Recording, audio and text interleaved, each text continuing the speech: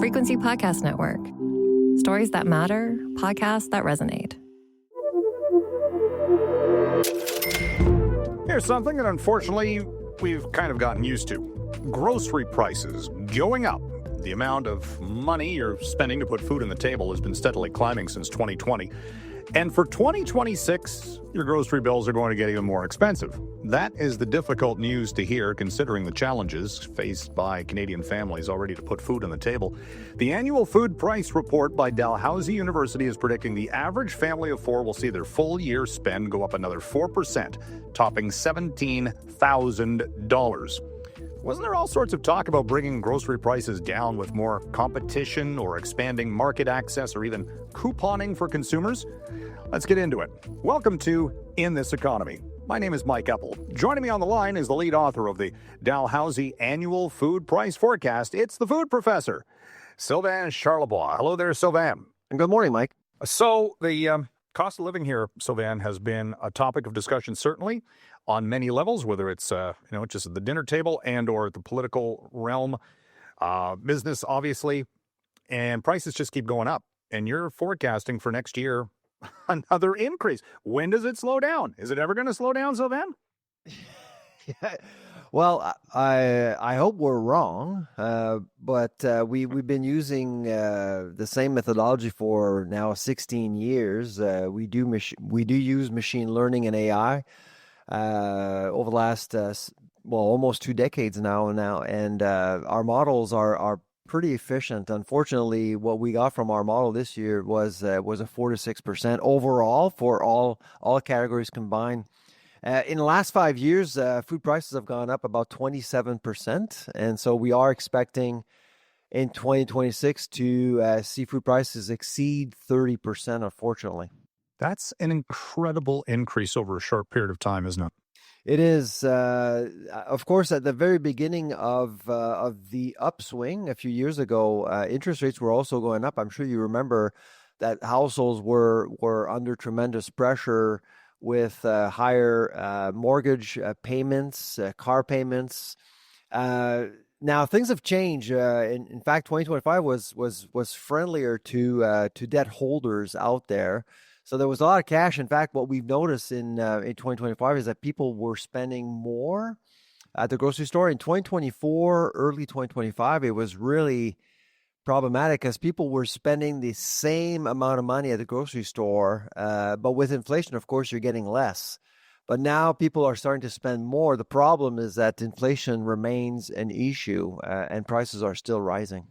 Well, this forecast, and when you put it into actual dollar terms, a family of four is looking at an increased grocery bill for 2026 of almost $1,000, and you're already at over $17,000 for the year, for goodness sakes. Yeah, so this is the first time we've actually forecasted an increase of about $1,000 for a family of four. If you go into the report itself, you can actually recreate your own family. If you're just two adults living together, you can actually break it down and see exactly how much you should be paying for 2026 to have access to the ideal food basket.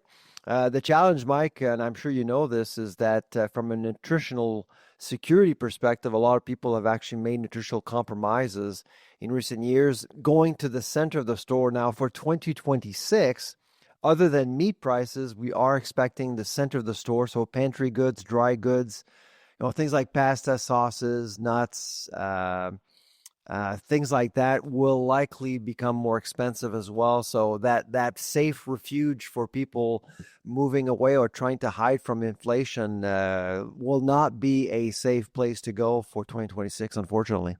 Your report really drills down into various categories, what you thought might happen with prices for various segments, whether it's, just looking here, bakery, fruit, meat, seafood, that kind of thing.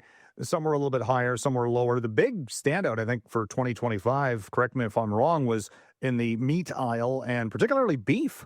What's going on with beef, and why is that expected to continue to climb in 2026? So a year ago, we were predicting food prices to go up anywhere between 3 to 5%. We're at 3.4%. And we did say a year ago that meat would be the main driver, which it was. In fact, meat prices surpassed our own forecast of 4 to 6%. Beef is the big story. I mean, there's just no inventory out there. There was a massive drought affecting the entire continent. Our cattle herd size in Canada is the same size as it was back in 1989, if you can believe it. And we have 50 million more people. In the U.S., it's even worse. Their herd size is the same as it was back in 1951. And so, and we're not seeing anyone, or we're not seeing cattle producers reinvesting in their herd. So we don't expect beef prices to normalize before probably mid-year 2027, not 2026, 2027. Now, meanwhile, a lot of consumers are pivoting towards chicken, which is really the cheapest animal protein source out there. But chicken prices are also on the rise. So we are expecting that component of the meat trifecta to be an issue. And pork, the last component of the meat trifecta, is still affordable. But again, because of pressures created by beef prices, we are expecting pork prices to also increase in 2026. How much of this, though, is due to, well, what are the factors? Is it tariffs? Is it the climate? Is it the supply chain? Or is it a combination of all three? I mean, if you need to pick one, I think it's climate change because of the drought. That was the trigger, essentially. But from a policy perspective, I do wonder why Ottawa has been silent on beef prices, while in Washington, you're seeing the Trump administration going after beef packers.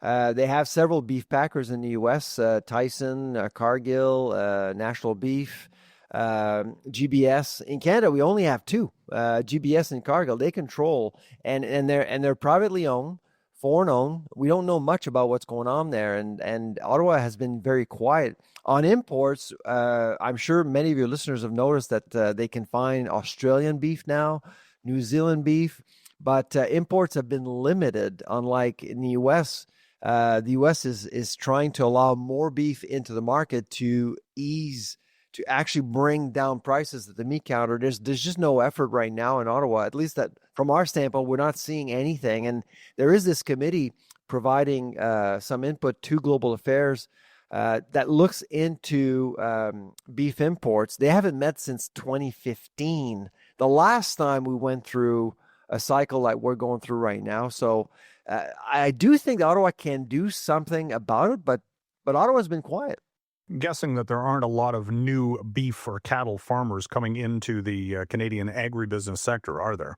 I mean, that if anything, that seems to be going more corporate as opposed to the family farm. Yeah, absolutely. You're absolutely right, Mike. I mean, I started my career studying the mad cow crisis, and if you remember, I mean, that crisis cost the cattle industry and the beef industry in Canada over $7 billion, and they went through a lot of heartaches over the last couple of decades. And so prices are good. So basically, you're seeing a lot of cattle ranchers cashing out, and they're not being replaced. So I seem to recall, wasn't that long ago that all of the talk was about the grocery store sector itself and competitive forces and trying to get the grocery store operators to sign a code of conduct and bring prices down and maybe offer more flyer-based incentives. Has any of that led to lower prices in any way, shape, or form? Well, I mean, the intent of the code of conduct is not to reduce prices. The intent of the code of conduct is to stabilize food inflation. That's really the key here, and it's being implemented right now. It will be operational as of January 1st, 2026. So 2026 is going to be a big year. And the reason why this is important for consumers is that we are expecting to see similar things than what we saw in the UK, where food inflation became much more stable. You see, a lot of people do accuse grocers for gouging, profiteering, and of course they do deserve some of the criticism as a result of the bread price fixing scandal a few years back. But the reality is that grocers are responsible for profiteering, but up the food chain, essentially putting too much pressure on manufacturing with listing fees and well, frankly, abusing fees, which contributes to inflation eventually. And so this is why I think the code of conduct will be critical to discipline the supply chain and not allowing grocers to implement abusive listing fees and penalty fees that eventually we all pay for.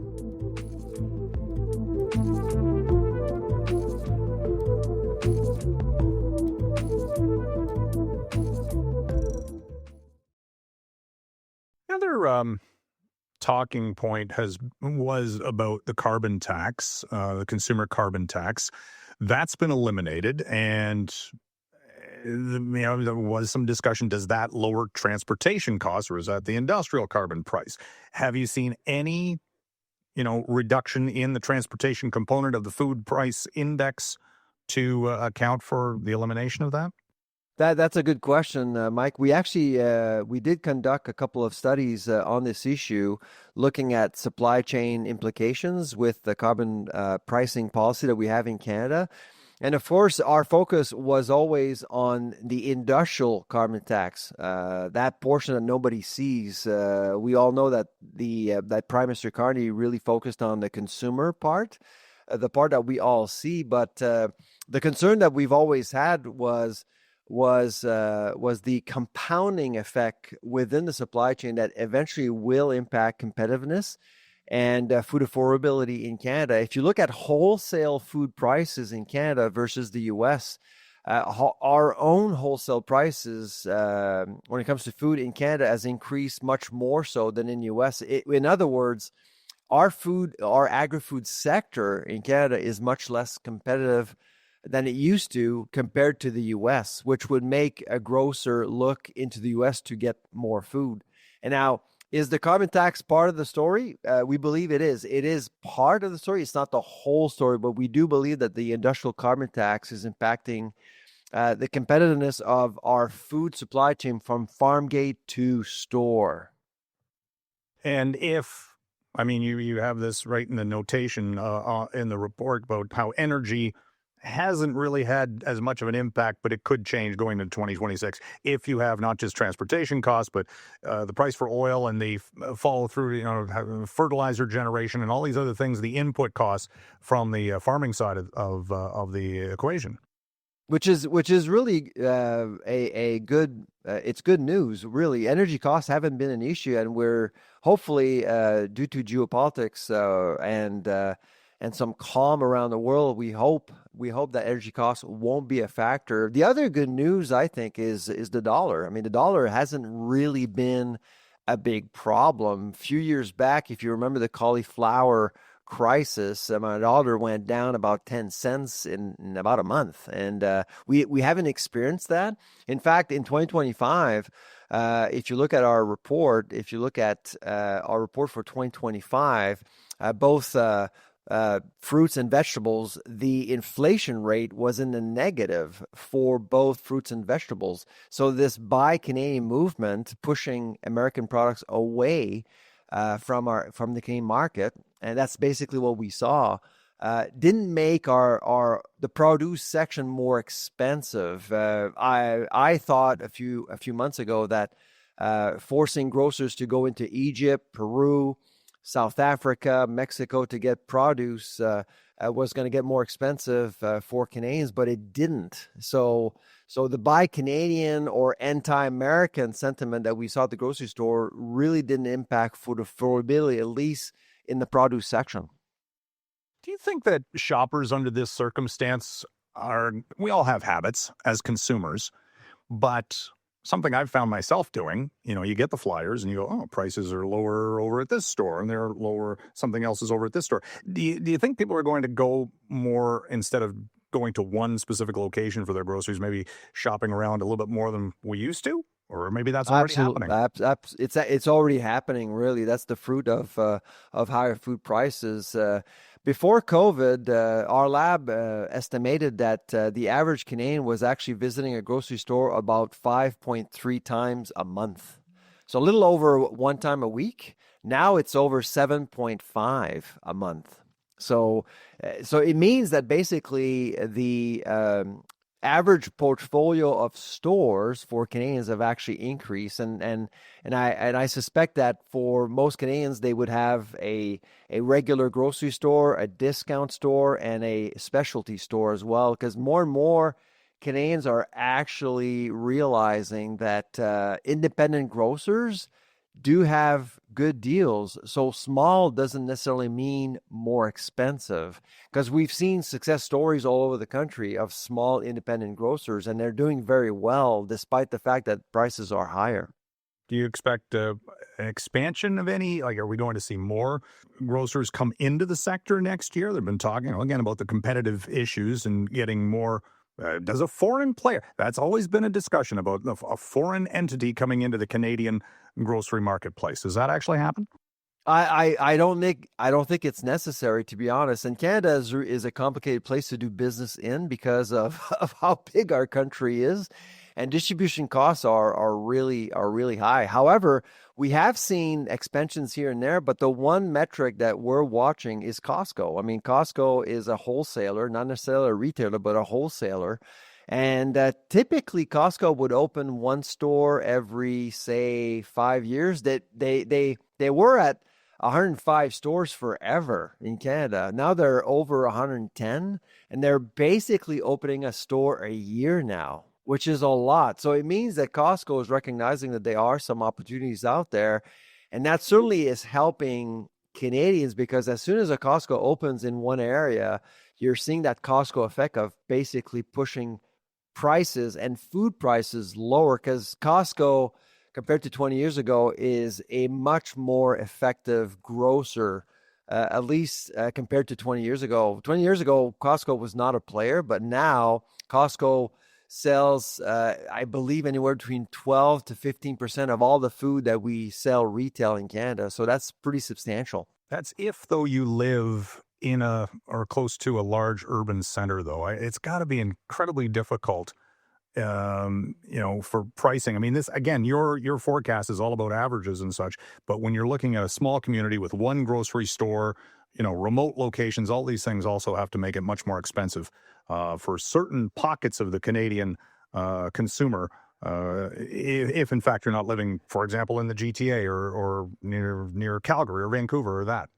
That's very true, and I think that the one issue that needs to be resolved by the Competition Bureau and governments, and I do say governments, so municipal, provincial, and federal, are property controls. So for urban centers, I actually think we're in better shape. There's more competition, as you just mentioned, with Costco and everything else. But for rural Canada out there, it's still a struggle. You have few options, and sometimes just one option. And sometimes you have property controls, companies buying properties so the next guy doesn't build right next to your own store, sort of thing. Or you have a mall and you're making sure that no other food retailer can actually sell products in that same mall. So those are the practices that we're seeing more and more, or we're hearing more about in Canada, that needs to stop. So smaller towns, villages can actually have options to push prices downward. I got to leave it there. Thank you very much for joining me today, Professor. My pleasure. Take care. That was Sylvain Charlebois, professor at Dalhousie University. My name is Mike Eppel. You've been listening to In This Economy. Hope you liked this episode. Please share with your friends and post online. You can send us feedback. My address is mike.eppel@rci.rogers.com. Or on social, I'm at Eppman, EPPMAN. Thanks for listening.